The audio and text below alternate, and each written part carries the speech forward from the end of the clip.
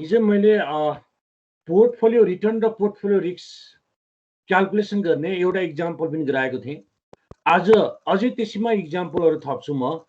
दुईटा इक्जाम्पल अझै त्यसैमा गरिसकेपछि तिमीलाई कन्फ्युज भएको कुराहरूमा जान्छु। म स्क्रिन सेयर नै गरेँ।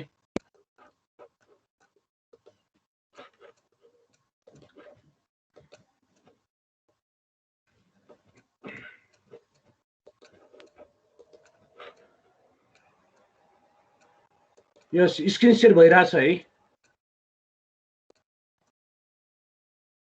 हेलो, यस यस। हिजो हामीले यो इक्जाम्पललाई गरेका थियौँ। आज मैले अर्को इक्जाम्पल नम्बर 3। यसमा हेर त हामीलाई वेट निकालेर गर्नुपर्ने छ र अब हिजो मैले कोभेरियन्स र कोरिलेसन निकाल्ने मात्रसम्म गराएको थिएँ। कुनै पेयर अफ एसेटको हामीलाई हिस्टोरिकल डेटा दिन सक्थ्यो अथवा एक्सपेक्टेड डेटा दिन सक्थ्यो। त्यो हिस्टोरिकल अथवा एक्सपेक्टेड डेटाबाट पेयर अफ एसेटको कोरिलेसन कोएफिसिएन्ट निकाल, कोभेरियन्स निकाल भनेर गरेका थियौँ। अब हामीले पोर्टफोलियो रिटर्नदेखि लिएर पोर्टफोलियो रिस्कसम्म अथवा पोर्टफोलियो स्ट्यान्डर्ड डेभिएसनसम्म निकाल्ने पार्टमा जान्छौँ। हामीलाई पोर्टफोलियो स्ट्यान्डर्ड डेभिएसन निकाल्यो भने पेयर्स अफ एसेटको आइदर कोभेरियन्स चाहिन्छ अर कोरिलेसन चाहिन्छ। त्यतिखेर क्वेसनले नभने पनि हामीले कोभेरियन्स कोरिलेसन क्याल्कुलेसन गर्नुपर्ने हुन्छ। अब यो इक्जाम्पललाई राम्रोसँग हेर। यो भएपछि सबै हामीले गर्ने पार्ट यही नै हो है। यहाँ इक्जाम्पल 3 मा the probability distribution and expected return of stock M and N are provided below. दुईटा स्टक छ, एउटा स्टक यम छ, एउटा स्टक यन छ। स्टक यम र स्टक यनको हामीलाई प्रोबेबिलिटी र expected return rate of return दिएको छ। स्टेट अफ इकोनोमी भनेर दियो। इकोनोमी 1 2 3 4 चारवटा इकोनोमी हुन्छ अरे, अथवा ग्रोथ इकोनोमी होला, मोडरेट ग्रोथ होला, एभरेज होला, नो ग्रोथ इकोनोमी होला, यसै नाम पनि दिन सक्छ। यहाँ 1 2 3 4 भनेर दियो। प्रोबेबिलिटी भनेर दिएको छ 0.15 0.20 0.30 0.35। त्यसै गरी रिटर्न अन स्टक भनेर दियो। रिटर्न अन स्टकमा स्टक यमको नेगेटिभबाट बढ्दै गएको छ, -10 5 +5 10 20। स्टक यनको चाहिँ हाम्रो डिक्रिजिङ अर्डरमा छ, रिटर्न 15 10 5 0। अब यहाँबाट हामीलाई के थाहा हुन्छ? यो रिटर्नहरूको मुभमेन्ट हेरेर पनि हामीलाई के थाहा हुन्छ भने यम र यन बीचको कोभेरियन्स नेगेटिभ आउँछ है, अथवा यम र यन बीचको कोभेरियन्स कोरिलेसन नेगेटिभ आउँछ है भन्ने कुरा थाहा हुन्छ। किनकि अपोजिट डाइरेक्सनमा छ रिटर्नहरू, एउटै डाइरेक्सनमा छैन। यमको रिटर्न बढिरहेको छ भने यनको घटिरहेको छ। यस्तो खालको अपोजिट डाइरेक्सनको रिटर्नले जहिले पनि पोजिटिभ अथवा नेगेटिभ कोभेरियन्स अथवा हाम्रो कोरिलेसन आउँछ। Assume that investor have ₹20 lakh to invest in total. इन्भेस्टरसँग दुईटै स्टकमा लगानी गर्नको लागि जम्मा 20 लाख छ। 20 लाख रुपियाँ दुईटा यम र यनमा गरेर लगानी गर्ने। अब कति कति लगानी गर्ने भन्यो? Total ₹15 lakh in stock M and ₹5 lakh in stock यम। तिमीसँग भएको 20 लाख मध्ये यममा 15 लाख लगानी गर्यो, यनमा चाहिँ 5 लाख लगानी गर्यो रे। यसबाट हामीले वेट निकाल्न सक्छौँ। नम्बर फर्स्टमा calculate the expected return on each stock, variance of each stock, standard deviation of each stock भनेको यम र यनको एक्सपेक्टेड रिटर्न, भेरिएन्स र स्ट्यान्डर्ड डेभिएसन निकाल। यहाँ डाइरेक्ट तिमीलाई यो निकाल भने नसोधे पनि direct calculate the portfolio expected return and standard deviation मात्र भन्न सक्थ्यो। यति भनिदिएको भए तिमीले क्वेसनले नसोधे पनि आर बार यम निकाल्नु पर्थ्यो, आर बार यन, सिग्मा यम, सिओबी यम कमा यन। यो क्वेसनले नसोधे पनि हामी निकाल्न पर्थ्यो। किनकि पोर्टफोलियो स्ट्यान्डर्ड डेभिएसन लागि हामीलाई स्ट्यान्डर्ड डेभिएसन चाहिन्छ, दुईटा एसेटहरूको कोभेरियन्स अथवा कोरिलेसन चाहिन्छ, अनि आएर एक्सपेक्टेड रेट अफ रिटर्नहरू चाहिन्थ्यो। यहाँ त क्वेसनले सिरियल्ली निकाल भने भनिदियो। अनि सेकेन्डमा calculate the portfolio return, variance of the portfolio, covariance of portfolio and standard deviation of portfolio भनेर भनिरहेको छ। अब यहाँ सबै कुरा सोधेको छ। डाइरेक्ट तिमीलाई यो क्वेसनमा के सुन्न सक्थ्यो भने calculate the expected return of portfolio and standard deviation of portfolio मात्र भनेको भए पनि हामी दुईटै स्टकको एक्सपेक्टेड रिटर्न दुईटै स्टकको स्ट्यान्डर्ड डेभिएसन यम र यान बीचको कोरिलेसन अथवा कोभेरियन्स हामी निकालिसकेपछि मात्र एक्सपेक्टेड रिटर्न अफ पोर्टफोलियो र स्ट्यान्डर्ड डेभिएसन अफ पोर्टफोलियो निकाल्न सक्यौं। अब यो क्वेसन छ, अब सोलुसन पार्टमा जाउँ। यो क्वेसन त बुझ्यौ नि मैले भनेको? हेलो, यस सर। यस। अब सोलुसनमा हामी पहिला त वेट निकाल्छौँ। हामीसँग भएको टोटल इन्भेस्टमेन्ट अमाउन्ट 20 लाख दिएको छ। यो 20 लाख मध्ये 15 लाख यममा लगानी गरिन्छ भने कति पर्सेन्ट लगानी गर्यो त? 15 लाख डिवाइड बाई 20 लाख गर्दा 0.75 75%। भने टोटल इन्भेस्टमेन्ट इन स्टक यान 5 लाख। हामीसँग भएको 20 लाख मध्ये 5 लाख यानमा गरियो भने 5 लाख डिवाइड बाई 20 लाख गर्दा 0.25। यसरी हामी वेट निकाल्छौँ। यो वेट निकाल्यो। अब नाउ वेट अफ स्टक यम is equal to 15 lakh divided by 20 lakh 0.75. Weight of stock yan WN is equal to 15 lakh divided by 20 lakh 0.25 निकाल्यो। अब क्वेसनले भनेअनुसार हामी फर्मुला लेख्दै जान्छौँ, टेबलमा जे सोधेको छ त्यही हामी राख्छौँ। अब इकोनोमी दिएको छ 1 2 3 4 यो हामीले राख्यौँ। प्रोबेबिलिटी पीएस दियो 0.15 0.20 0.30 0.35। अनि रिटर्न अफ स्टक यम दिएको छ -10%, त्यसै गरेर 5%, 10%, 20%। अब पहिला त निकाल expected return of stock M ERM निकाल्दैछौँ। ERM is equal to summation RM into P अथवा समेसन P इन्टु RM। यो गर P र RM मल्टिप्लाई गर है भन्यो फर्मुलाले। अब हामीले टेबलमा त्यही बनायौँ, P into RM PS into RM। ए हामीले गर्यौँ -10% इन्टु 0.15 -1.5 अनि 5% इन्टु 0.20 1.0%, 10% इन्टु 0.30 3% अनि 20% इन्टु 0.35 7%। अब यसको समेसन निकाल्यौँ। Summation PS into RM probability into return of market 9.5 आयो। क्वेसनमा हामीले समेसन एन्सरमा राख्यौँ 9.5% एक्सपेक्टेड रिटर्न अफ स्टक यम। त्यसै गरेर एक्सपेक्टेड रिटर्न अफ स्टक यान निकाल्नु पर्ने छ। एक्सपेक्टेड रिटर्न अफ स्टक यान हामीले summation PS into RN PS into RN P पनि दिएको छ, RN पनि दिएको छ। यो RN यहाँ दिएको छ 15% इन्टु 0.15 PS इन्टु RN यहाँ राखेका छौँ।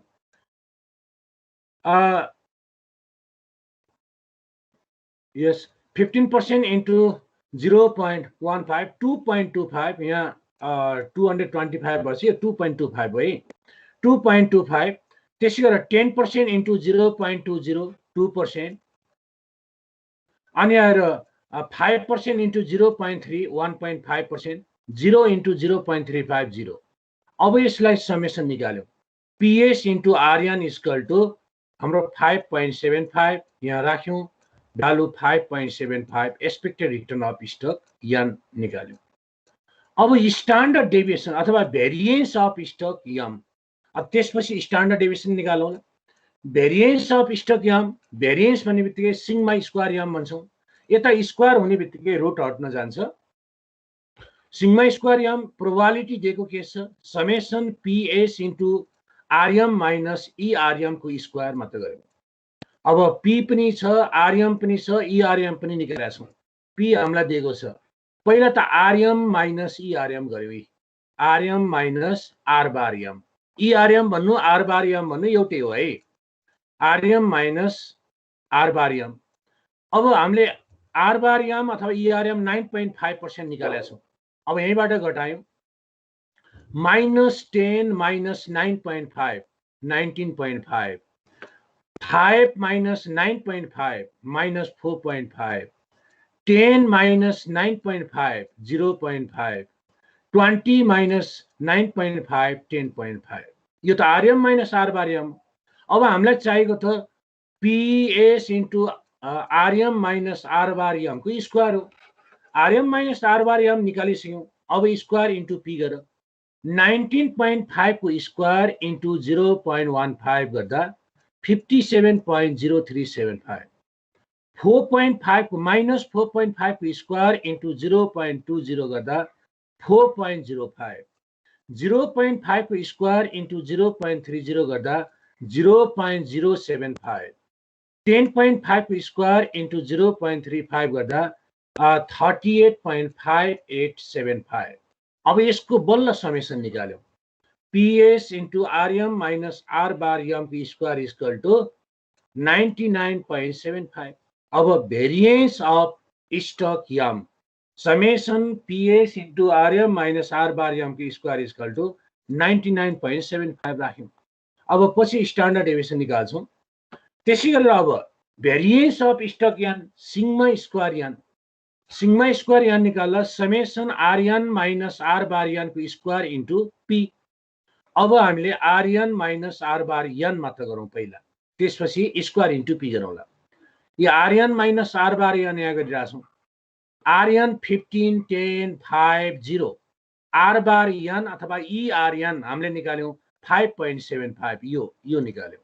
अब घटाइदियो 15 minus 5.75 9.25 10 minus 5.75 4.25 5 minus 5.75 minus 0.75 0 minus 5.75 minus 5.75। अब यसको स्क्वायर इन्टु पी 9.25 को स्क्वायर इन्टु 0.15 12.8344 4.25 को स्क्वायर इन्टु 0.20 3.6125 यो निकाल्यो। माइनस 0.75 को स्क्वायर इन्टु 0.30 0.1688 अनि माइनस 5.75 को स्क्वायर इन्टु 0.35 यो गर्दा 11.5719 यो निकाल्यो। अब यसको summation PS into RN minus R bar N को स्क्वायर इक्वल टु 28.1876। अब यसको भ्यालु राख्यौँ। Variance of stock N sigma square N equal to summation PS into RN minus ERN को स्क्वायर इक्वल टु 28.1876 यो भ्यालु हामीले निकाल्यौँ। अब यो चाहिँ भेरिएन्स अफ स्टक। अब हामीलाई एउटा यो टेबलमा छैन, एउटा कोभेरिएन्स निकाल्नको लागि अर्कोमा अब हामीलाई सोधेको छ standard deviation. Standard deviation of stock M sigma M equal to root under sigma square M. सिग्मा स्क्वायर यम भर्खरै निकालेको थियौँ रुट अन्डर 99.75 यो गर्दा हाम्रो आयो 9.97% स्ट्यान्डर्ड डेभिएसन अफ स्टक यम आयो यो। अनि standard deviation of stock N standard deviation of stock N sigma square N equal to root under sigma square N 28.1876 को अन्डर रुट इक्वल टु 5.31% निकाल्यो। अब हामीलाई कोभेरिएन्स निकाल्नु पर्ने छ। कोभेरिएन्स निकाल्नको लागि पहिला एक्सपेक्टेड रिटर्न भन्दा अगाडि कोभेरिएन्स निकाल्नु ल। कोभेरिएन्स अफ स्टक यम आइन यान सिओबी यम कमा यान प्रोबेबिलिटी दिएको केसमा summation PS into RM minus R bar M into RN minus R bar N हामीलाई प्रोबेबिलिटी दिएको के छ आरएम र आर बार एम निकालिसकेका छौँ, आरएन र आर बार एन पनि निकालिसकेका छौँ, प्रोबेबिलिटी दिएकै छ। अब यता टेबलमा हेर RM minus R bar M into RN minus R bar N into probability यो कोलम लास्ट कोलम बनाए। अब RM minus R bar M यहाँ छ अनि RN minus R bar N यो कोलममा छ। अब निकाल माइनस 19.5 इन्टु 9.25 इन्टु 0.15 गर्दा माइनस 17.05625। अर्को छ माइनस 4.5 इन्टु 4.25 इन्टु 0.20 माइनस 3.825%. अर्को छ 0.5 into minus 0.75 into 0.30 minus 0.1125. Last 10.5 into minus 5.75 into 0.35 minus 21.13125. अब यसको टोटल समेसन निकाल्यौं. Summation P into Rm minus R bar m into Rn minus R bar n is equal to minus 52.125. अब covariance आयो, यता राख्यौं value. Covariance of stock m and n, COB m, n is equal to minus 52.125 भनेर फर्मुलाले जे कुरा मागेको थियो त्यो कुरा ल्याएर राख्यौं. अब सेकेन्डमा को आइरहेछ?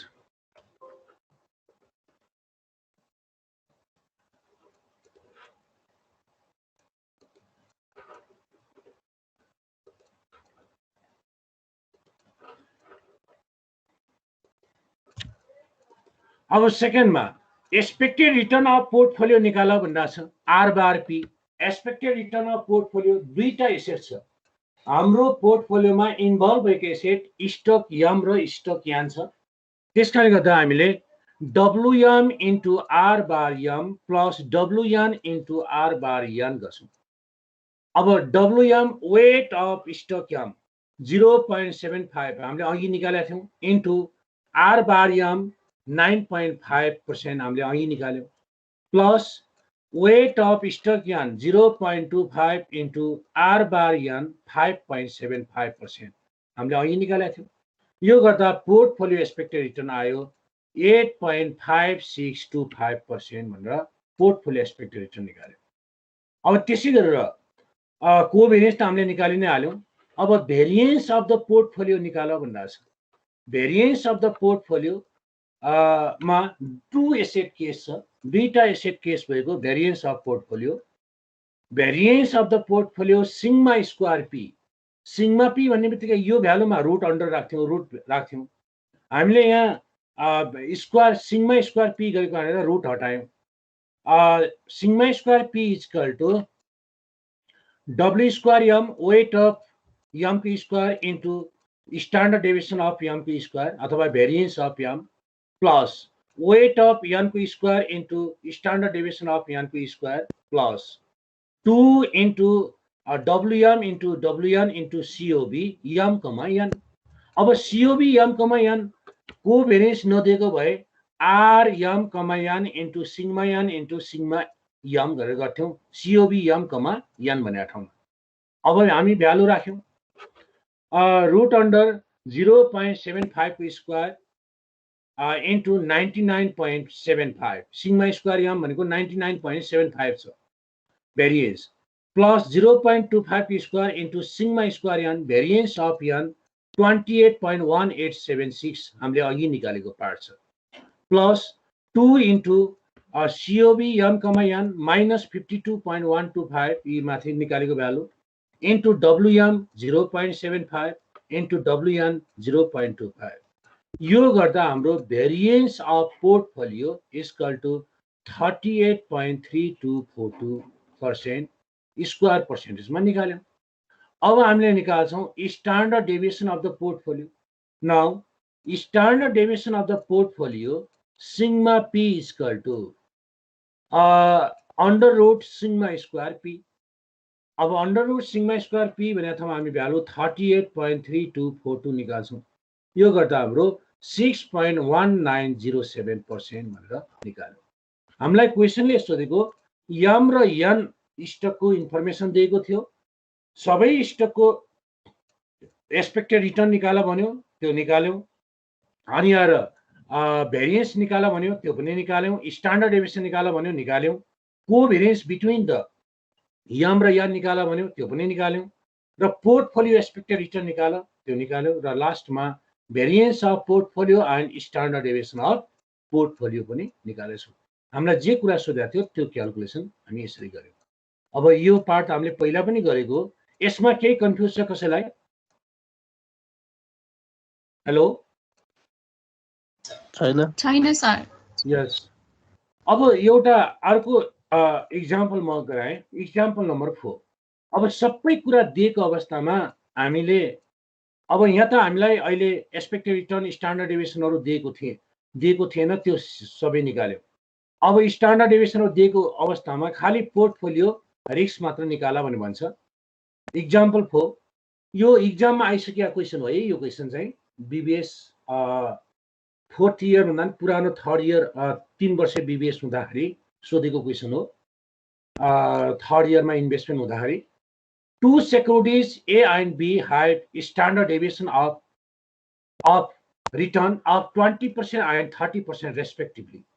Beta security A र B को standard deviation दिएको छ। Standard deviation of A 20%, standard deviation of B 30% respectively भनेर भन्यो। नम्बर A मा भनेको छ calculate the standard deviation of portfolio standard deviation निकाला भनेको छ weighted equally between the two securities if their correlation is पहिला कति राख्नु भन्छ कोरिलेसन पहिलो पटक 0.8 राखेर निकाला भन्छ।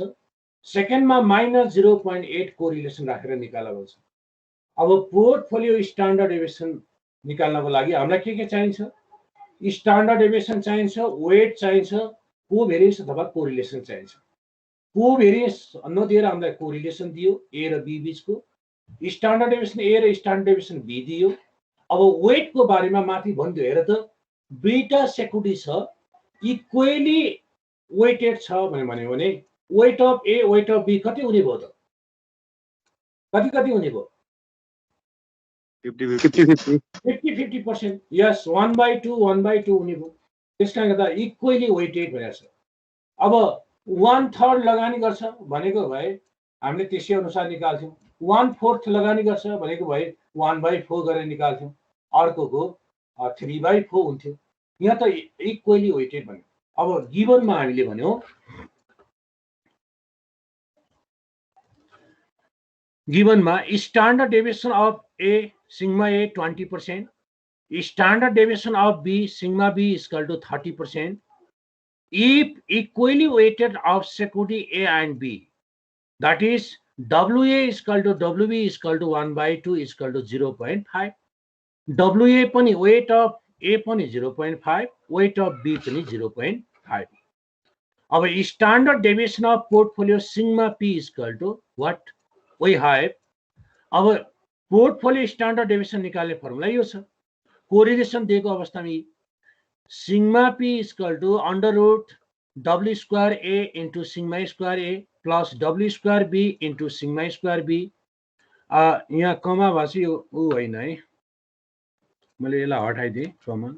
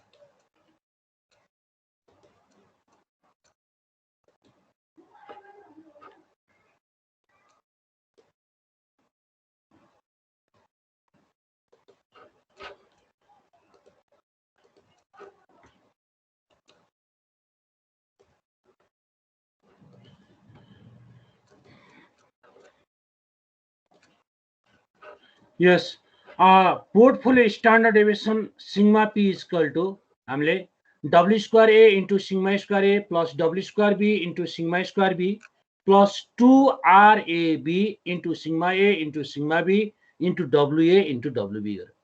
अब यो पार्टमा RAB into sigma A into sigma B भनेको ठाउँमा COB A, B राख्न सक्थ्यौँ। 2 into COB A, B into sigma A into WA into WB गर्न सक्थ्यौँ। हामीलाई कोरिलेसन दिएको कारणले गर्दा कोरिलेसन भएको फर्मुला युज गर्यौँ। अब यही फर्मुला युज गरेर हामी स्ट्यान्डर्ड डेभिएसन निकाल्छौँ। कोरिलेसन एकपल्ट 0.8 र कोरिलेसन एकपल्ट -0.8 राखेर।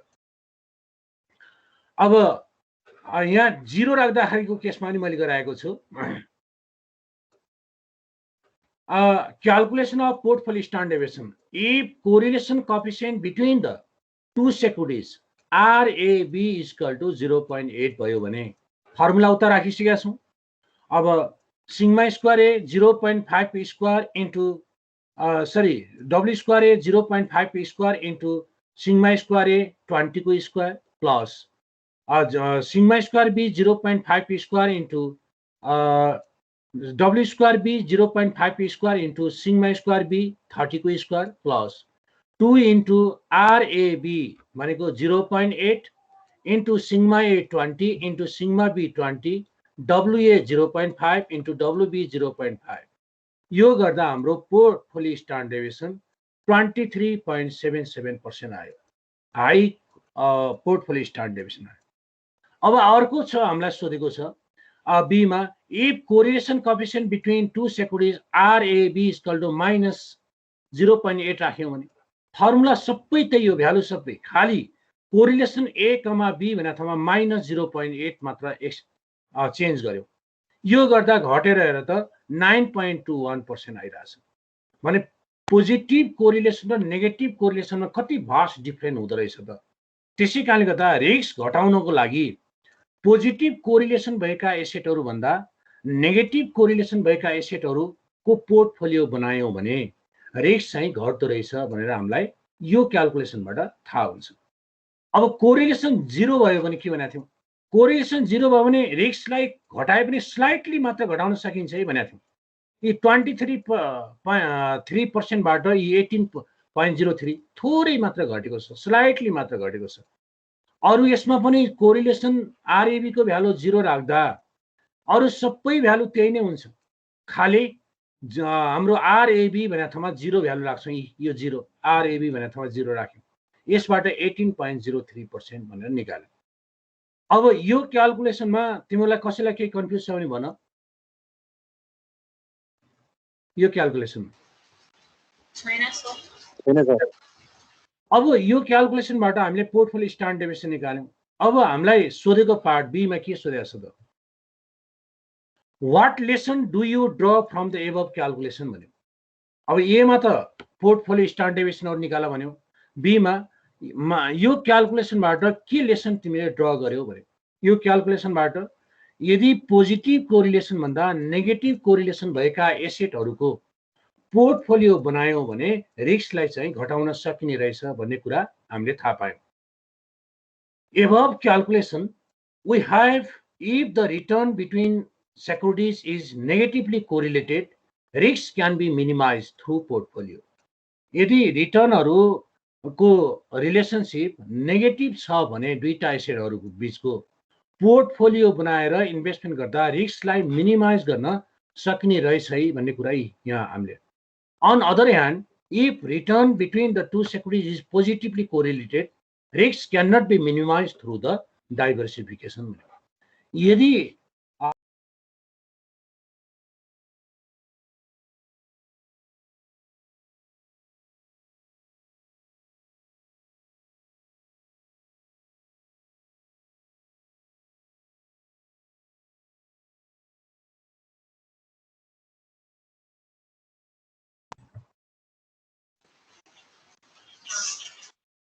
कसैलाई केही छ यसमा? No sir. यस, मैले हिजो तिमीलाई कति नम्बरसम्म गर भनेको थिएँ त्यसो भए? 7 नम्बरसम्म भन्नुभएको यस थियो यसमा कन्फ्युज कुन कुन के कन्फ्युज छ भन फोन नम्बरको एकचोटि भनिदिनु न क्वेशन नम्बर 4 भन्यो हजुर 4 मा के छ त पोर्टफोलियो रिटर्न यस छ पोर्टफोलियो रिटर्न भनेको छ क्वेशन नम्बर 4 मा हेर त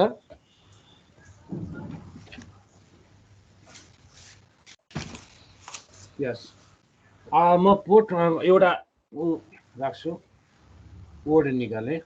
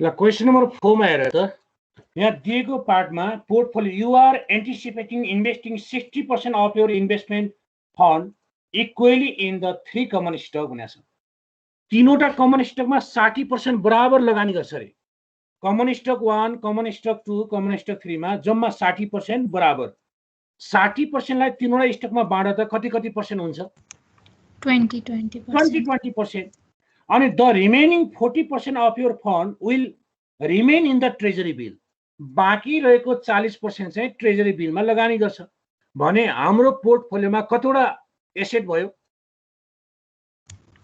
चारवटा एसेट भयो या चारवटा एसेट भयो त्यसपछि भनेको छ बिल भनेको छ अर्निङ 6% इन्ट्रेस्ट ट्रेजरी बिलको रिटर्न चाहिँ 6% छ if expected return on 3 stock तीनवटा स्टकको फर्स्ट सेकेन्ड थर्डको 12 10 and 15% respectively what is the expected return of portfolio यहाँ त सबै कुरा दियो त अब क्वेशन नम्बर 4 मा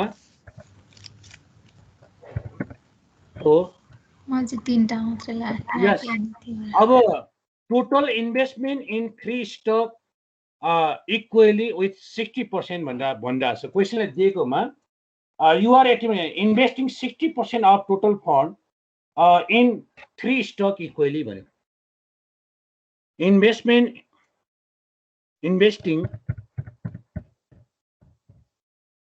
60% total fund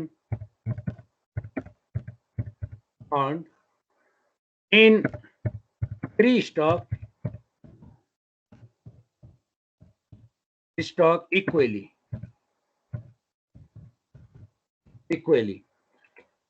so weight of stock first निकालो so weight of stock first त्यसलाई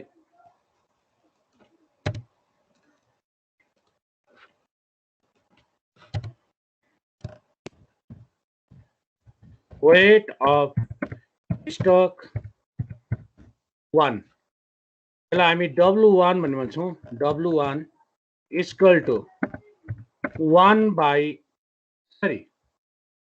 60 by 3 60% divide by 3 बराबर लगानी गर्ने भन्ने छ equal to 20% 20% equal to 0.20 weight लाई जहिले पनि डेसिमलमा राख है अनि weight of stock 2 weight of stock 3 पनि यसै गरेर निकाल यसैलाई कपी गरे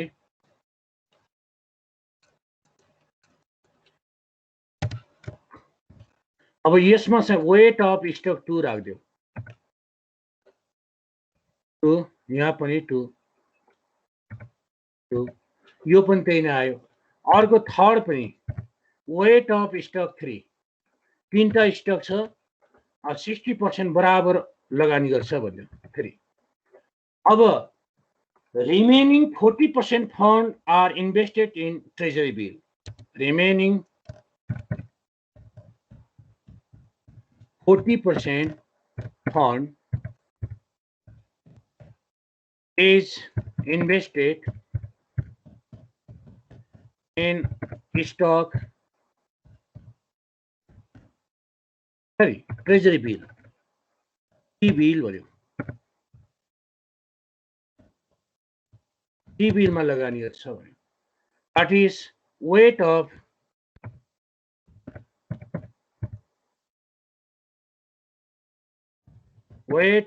T-bill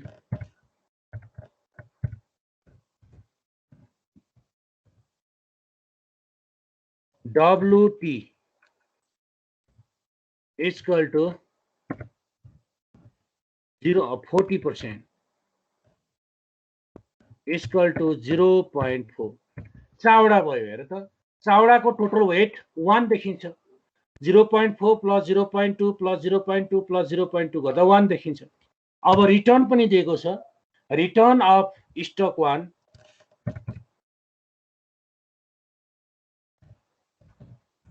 of stock 1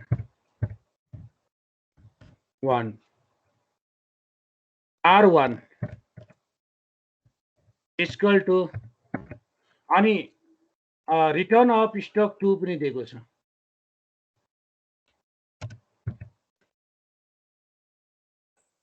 यो कति दिएछ R1 भन त 12% 12% अनि आएर सेकेन्डमा return of stock 2 R2 10% 2 is equal to 10% अनि return of stock 3 R3 15%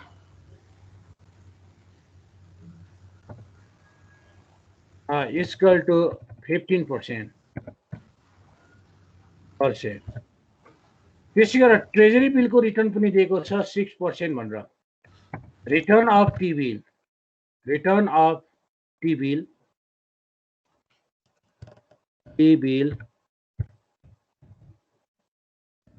RT is equal to 6%. अब portfolio return is equal to what? RP portfolio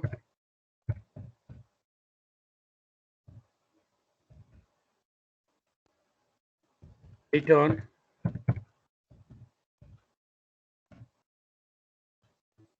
RP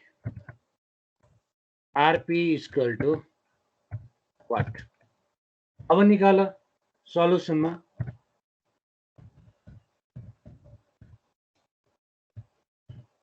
portfolio return RP is equal to अब weight र return multiply गर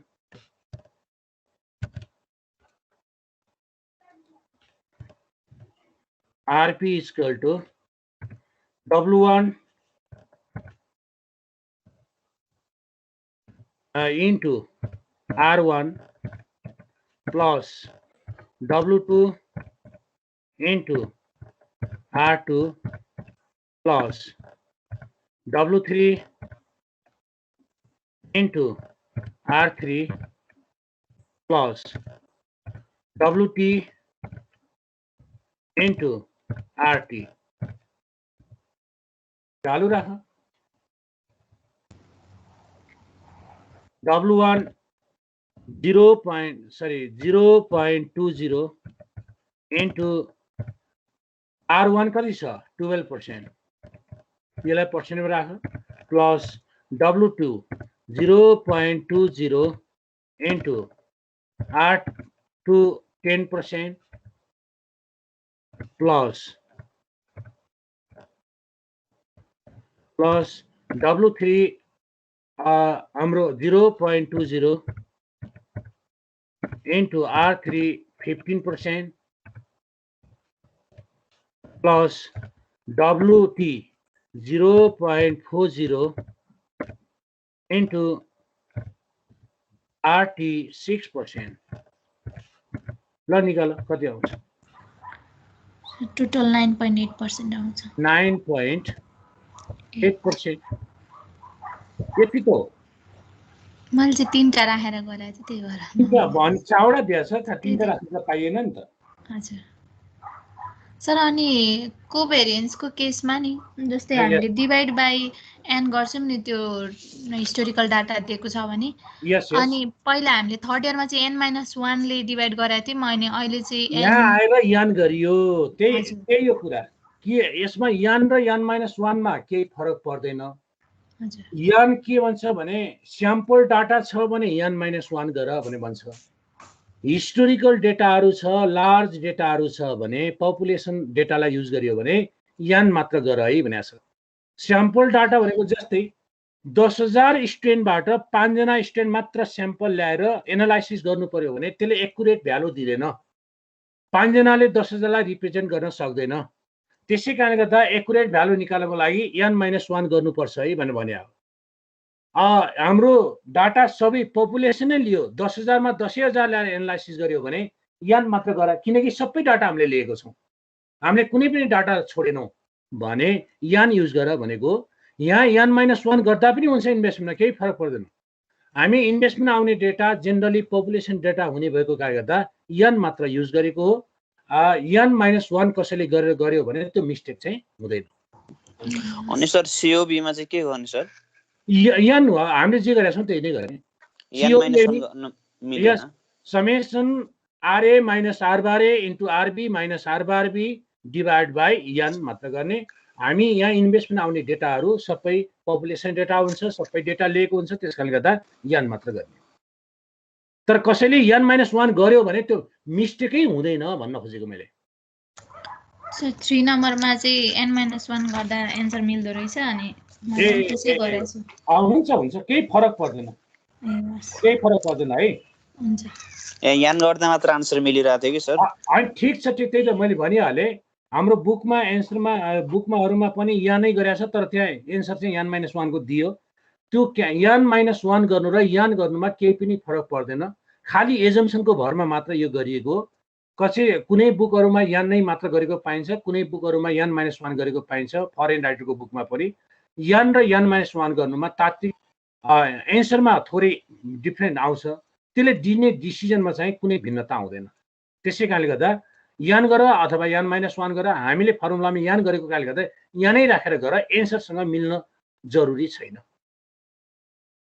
कुरा बुझ्यौ? यस sir. अरु भन। अब तिमीले भोलि आउँदा त अब अरु क्वेशन पनि गर्नु पर्यो। मैले रिटर्नहरु निकाल्ने पनि 3-4 वटा एक्जाम्पल गराइसके। क्वेशन नम्बर 12 सम्म जति सक्छौ 12-13 सम्म गरेर आऊ अर्को क्लासमा आउँदा। हुन्छ? सबै आज मैले 2टा एक्जाम्पल गराए नि, जुन अहिले लास्टको त्यही एक्जाम्पलसँग रिलेटेड क्वेशनहरु छ। सबै यही खालको क्वेशन मात्र छ है। त्यसकारणले गर्दा मैले अर्को टपिकहरुमा थ्योरेटिकल पार्ट धेरै छ यसमा। अर्को टपिकहरुमा जानुभन्दा अगाडि, अब यहाँ बीटाहरुमा जानुभन्दा अगाडि, एसएमएल मा जानुभन्दा अगाडि क्वेशन नम्बर 17 सम्म सबै यसैको क्वेशन छ है। त्यसकारण 17 सम्मको क्वेशनहरु जति सकिन्छ प्र्याक्टिस गर। क्वेशन नम्बर 18, 19, 20, 21 यो एसएमएल बीटा कोएफिसिएन्ट निकाल्ने अबको पार्टको क्वेशन छ। त्यसकारण पहिला यो 17 सम्मको क्वेशन सकौं, त्यसपछि अर्को टपिकमा, यो स्लाइडको अर्को टपिकमा म बल्ल जान्छु है। अब हाम्रो टपिकहरु यो छ diversification and portfolio risk, CAPM छ, यो बीटाहरु निकाल्ने, component risk, systematic risk, beta coefficient निकाल्नेहरु। यो क्वेशनमा टपिकमा जानुभन्दा अगाडि म 17 नम्बरसम्मको क्वेशन सकेर म पछि मात्र जान्छु। त्यसकारण गर्दा तिमीहरूले जति सक्छौ यो पहिलाकै पार्ट हो, यो प्र्याक्टिस गर। कन्फ्युज भएको क्वेशन अर्को क्लासमा लिएर आऊ है त। हुन्छ? हुन्छ सर। ल त्यसो भए म आजलाई यति गरेँ। अर्को क्लासमा बाँकी लिएर आऊ, त्यसपछि अरु टपिकमा जाउँला। हस् सर। ल आजलाई त्यसो भए by by by sir Bye, sir. Have a good day, sir. Bye bye, sir. By by